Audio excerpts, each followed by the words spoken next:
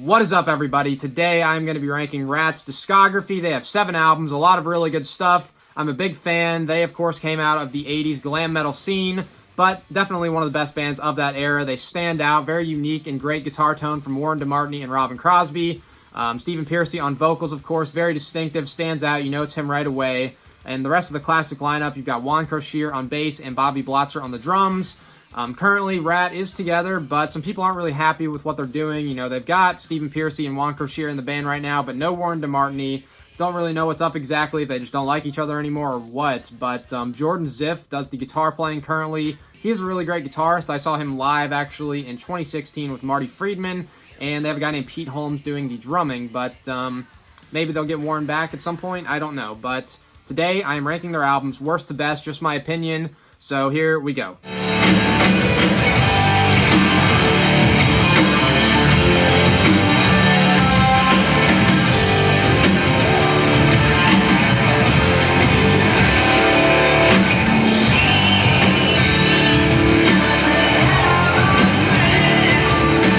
Coming in at the bottom is going to be their 1999 self-titled album. This one is their most different sounding release, mixes several different styles, some metal, some bluesy hard rock, some alternative sounding stuff even. Has 11 songs on it. Just looking at the track listing, some of my favorites I'd say are Dead Reckoning, So Good So Fine, and for sure Over the Edge, my favorite on the album. The lineup, it has Warren DeMartini on guitar, of course. This is their only album to feature just one guitar player. All the rest have 2, but this one only Warren doing the guitar playing. Bobby Blotzer on the drums, of course, Stephen Pearcy on vocals, and this is the first album with Robbie Crane on bass. But, yeah, so overall, not a terrible album, but is Last, their self-titled album from 1999.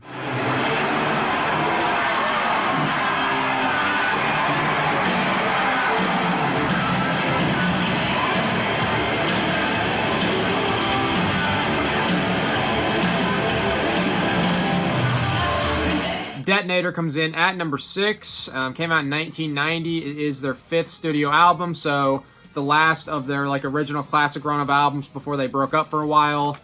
This one here, you know, it's got 11 songs on it. Still some pretty good stuff on here. Shame, Shame, Shame is really good. Hard Time is pretty good and underrated. Top Secret's really good. But by this point, you know, Ratt was going a little bit more bluesy, which a lot of the glam metal bands were doing in the late 80s, early 90s. Ratt did it pretty well, though. This is a little bit more commercial sounding, probably just the least memorable to me of those classic albums. Don't hate it. I got the cassette tape right here. I've got it on CD around as well.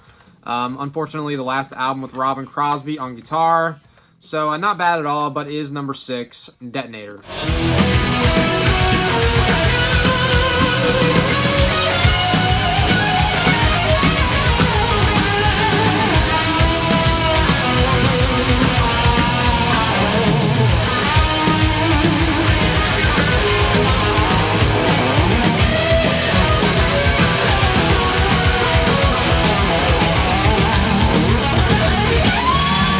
In at number 5 is Reach for the Sky. This one came out in 1988. Pretty good album. There's 10 songs on it. Just looking at this track listing, some of the standouts for me, I'd say, are Way Cool Jr., Don't Bite the Hand That Feeds, No Surprise, Chain Reaction, What I'm After.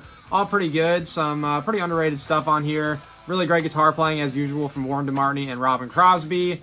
Yeah, so just overall, pretty good album. Reach for the Sky, number 5.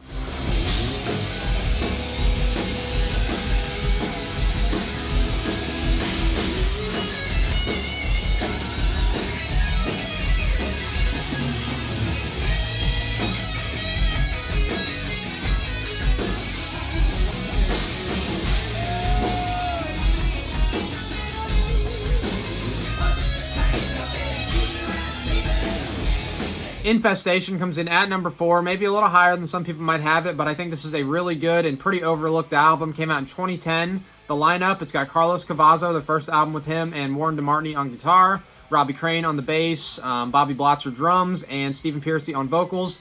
Great performance from everybody. Stephen still sounds the same.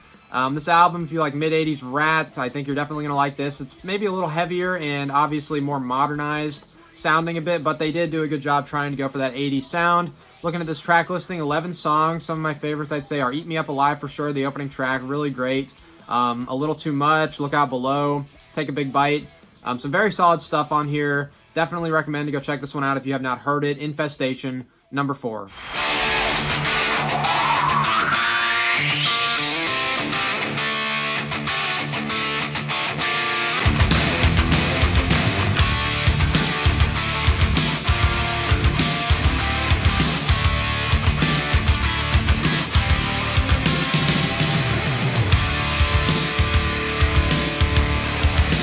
Invasion of Your Privacy comes in at number 3. Really great album. Came out in 1985. 10 songs on it. A lot of awesome stuff. You're in Love, Lay It Down, and Dangerous But Worth the Risk are the more popular songs. Good stuff, but a lot of awesome underrated stuff on here as well. You know, Never Use Love, Give It All is great. What You Give Is What You Get is one of my favorites, but amazing guitar playing from DeMartini and Crosby, of course. And I've mentioned the lineup several times already, so everybody in the band sounded great. But yeah, Invasion of Your Privacy, number 3.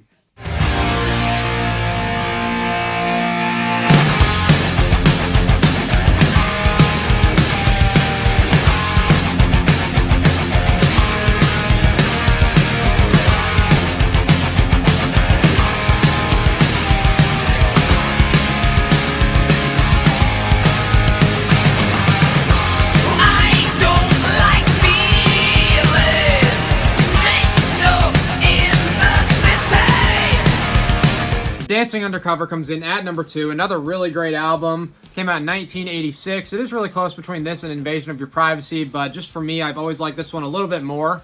10 songs on it. Looking at this track listing, so many great songs. Dance, One Good Lover is really awesome. Underrated. Amazing guitar riff in that one. Such a distinctive, great, awesome guitar tone that Warren DeMartini and Robin Crosby have.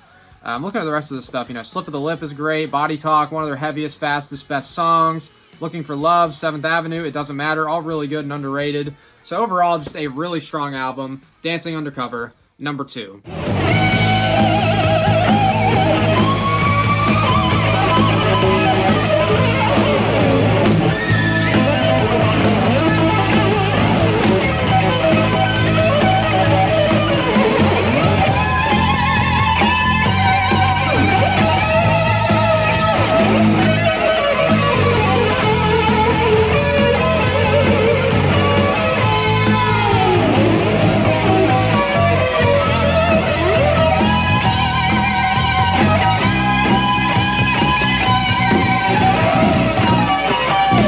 And of course, taking the number 1 spot is Out of the Cellar. Came out in 1984, their debut album. Fantastic from start to finish, and personally, this is my favorite heavy metal debut of all time. 10 songs on it, Wanted Man right from the beginning, really amazing song. You're in Trouble, Round and Round is really great, even though it's kind of popular. Still a really good song, amazing guitar solo in that one. In Your Direction, She Wants Money, Lack of Communication, Back for More. The Morning After, I'm Insane, which I'm Insane, one of my favorites on this album for sure. And Scene of the Crime. Very strong start to finish, very consistent album. One of my all-time favorites, Out of the Cellar, number 1. So that does wrap up my ranking of Ratt's discography. Pretty short discography, only 7 albums, but been wanting to rank their stuff for a while. You guys can let me know what you thought. Give me your ranking in the comments, and until next time, thank you for watching.